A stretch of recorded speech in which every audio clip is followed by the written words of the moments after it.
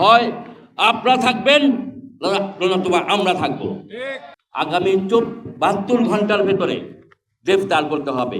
এই সরকারের যে উপদেষ্টারা আছেন তাদের মধ্যে অধিকাংশকেই আমার প্রতিবন্ধী মনে হয়। র্যাবের যিনি নিয়ন্ত্রক আছেন সেই পুলিশের আইজি, এই লোকের কথা একটা কনস্টেবলও শোনে না। এইসব অথর্ব গর্দভ এই দিয়ে এই দেশের আইন শৃঙ্খলা পরিস্থিতি নিয়ন্ত্রণ হবে না। যখন ঘটনা ঘটলো খবর পাওয়ার পর আমি যখন রাস্তায় ছিলাম, নরসিংদীর পুলিশ সুপার মহোদয়কে ফোন করার পর তিনি স্পষ্টভাবে বললেন যে ওসি সাহেব সহ ফোর্স যাচ্ছে। পরিতাপের বিষয় হচ্ছে যে পুলিশ কিন্তু পিকনিক স্পটে ছিল, পুলিশের অনেক অফিসারও ছিল, কিন্তু আমরা যেটা জানি যে আইনে যেটা বলা আছে কিংবা যেটুকু আমরা বুঝি, 999-এ কল করলে 10 মিনিটের মধ্যে পুলিশ ঘটনাস্থলে যাইতে বাধ্য, এরকম একটা নির্দেশনা আছে। কিন্তু দুঃখের বিষয় হচ্ছে যে এত বড় ঘটনা ঘটলো, আমাদের এত মেম্বার আহত হলো, তার আধা ঘন্টা পরে পুলিশ গেছে। হয়তো বা পুলিশ যদি আরেকটু আগে যেত আমরা আরো কিছু ক্ষয়ক্ষতি এড়াতে পারতাম। এখন আমার সুনির্দিষ্ট দাবি হচ্ছে যে যারা হামলা করেছে তারা সবাই চিহ্নিত, সিসিটিভি ফুটেজ এবং বিভিন্ন মাধ্যমে তাদের চেহারা পরিষ্কার আছে। আমি দাবি জানাচ্ছি তাদের ছবিগুলি প্রকাশ করতে হবে।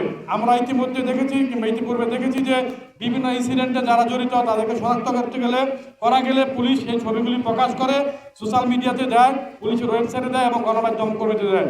নরসিংদীতে যারা আমার ভাই বোনদের উপর পরিবারের উপর হামলা চালিয়েছে তাদের ছবি প্রকাশ করতে হবে দ্রুত সময়ের মধ্যে। দ্বিতীয় বিষয় হচ্ছে যে আমার একটি সন্দেহ হচ্ছে এবং বিভিন্নভাবে শুনতে পাচ্ছি 13 জনের নাম উল্লেখ করে মামলা হলো, 3 জনকে ধরার পরে যাদেরকে চিহ্নিত করা হয়েছে তাদের অনেকেরই রাজনৈতিক পরিচয় আছে। এই কারণেই হয়তো বা পুলিশ তাদেরকে ধরতে গড়িমসি করছে। আমি দ্ব্যর্থহীন কণ্ঠে বলতে চাই, দুটি রাজনৈতিক দল স্পষ্টভাবে একজন আরেকজনের কথা বলে। ওইখানকার স্থানে বিএনপি নেতৃবৃন্দ বলেছেন জামাতের লোকজন এটা করেছে, এটা আমরা জানি না। আবার জামাতের লোকজন বলেছে না, এখানে আমাদের কোনো বিএনপি লোকজন করেছে। আসলে এই সাংবাদিকদের উপরে হামলা ঘটনাকে গোলাপানিতে মাছ স্বীকার করার কোনো সুযোগ নাই। পুলিশ বলে অপরাধীর পরিচয় অপরাধী, যারাই হামলা করে থাকে তাদেরকে চিহ্নিত করে ছবি প্রকাশ করতে হবে, গ্রেপ্তার করতে হবে। 72 ঘন্টা চলে যাওয়ার পরও তারা গ্রেপ্তার না হয়, পুলিশ প্রশাসনকে ধিক্কার জানানো ছাড়া আমাদের কোনো গত্যন্তর নেই। বন্ধুরা আমার, আমি আজকে স্পষ্টভাবে বলতে চাই, সাংবাদিকদেরকে নিয়ে গত 15 বছর বিভিন্ন রকমের তামাশা করা হয়েছে। তখন যেখানে গিয়েছে তখন সেখানে আক্রান্ত হয়েছে। সাংবাদিকরা কিন্তু এই প্রফেশনে, এই দেশে সাংবাদিকরা অনেক উঁচু মাপের লোক এবং তাদের অনেক সম্মানিত পেশা। এই কথাটি যখন ঠেকায় পড়ে তখন সকলে এই কথা স্বীকার করেন। এই সরকারের যে উপদেষ্টারা আছেন তাদের মধ্যে অধিকাংশকেই আমার প্রতিবন্ধী মনে হয় এবং অথর্ব মনে হয়। আমি বুঝি না স্বরাষ্ট্র উপদেষ্টা এতটা অথর্বতার পরিচয় কিভাবে দিচ্ছেন। এইরকম একজন মানুষ সেনাবাহিনীর জেনারেলই বা কিভাবে হলেন।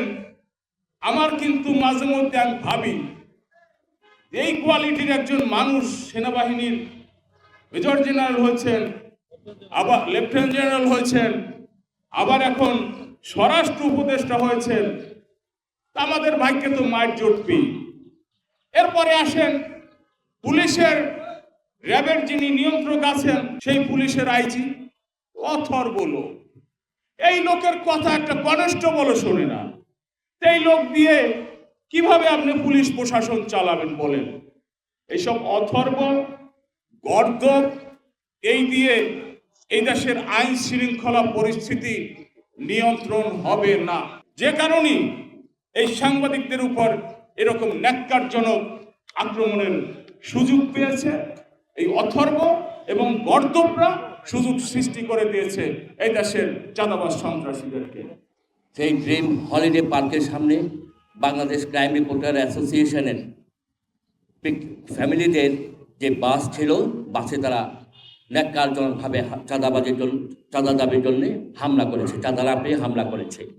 শুধু তাই নয়, তারা এই বাসটি ঘিরে তাদের যে ত্রাস সৃষ্টি করেছিল। আমাদের সেখানে যারা পরিবারের সদস্যরা ছিল তারা অনেকেই বাস থেকে নামার চেষ্টা করেছে, পারেনি, তারা আটকে রেখেছিল। তারা সেই বাসটিকে আগুন ধরিয়ে দেওয়ার চেষ্টা করেছিল।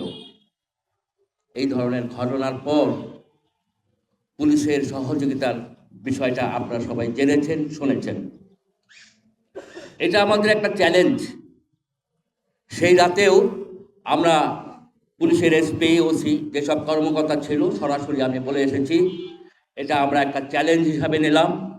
আপনারা চেয়ারে থাকবেন অথবা তাদেরকে গ্রেফতার করতে হবে। যদি গ্রেফতার করতে না পারেন আপনাদের এই চেয়ারে রাখা যাবে না। আমরা এই চেয়ারে থাকতে দেব না আপনাকে। আগামী 72 ঘন্টার ভেতরে আরও যে বাকি 10 জন আসামি আছে, আমরা 3 জন আসামি পুলিশ অ্যারেস্ট করেছে, সেটিও আমরা ঘটনাস্থলে থেকে 2 জনকে আমরা ধরিয়ে দিয়েছিলাম। আমরা নিজেরা থেকে পুলিশকে সোপর্দ করেছিলাম। এরপর পুলিশ ধরেছে 1 জন, ধরে নিলাম পুলিশই গ্রেফতার করেছে। বাকি আছে 10 জন। এই 10 জনকে আগামী 72 ঘন্টার ভেতরে গ্রেফতার করতে হবে। আর যদি গ্রেফতার করতে না পারেন, বলেছি আগেই, এটা আমাদের চ্যালেঞ্জ। হয় আপনারা থাকবেন নতুবা আমরা থাকবো।